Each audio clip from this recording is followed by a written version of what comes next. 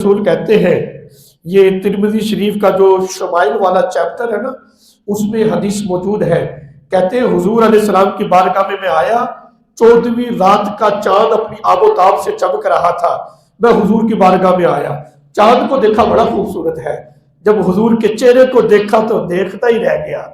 میرے دل نے یہ گواہی دے دی کہ چاند کا حسن تو حضور کے حسن کے سامنے کچھ بھی نہیں ہے۔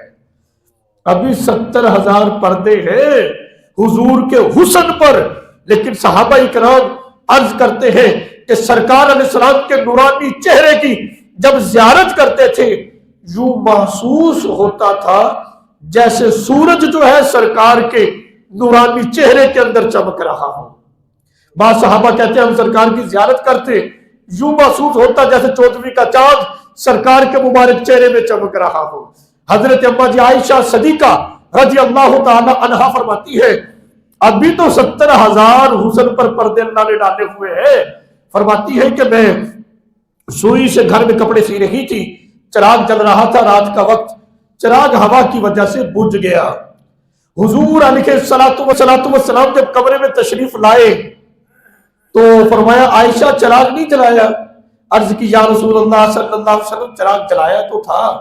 لیکن ہوا کی وجہ سے وہ چراغ بجھ گیا۔ میرے آقا مسکرائے، آپ کے دندان مبارک سے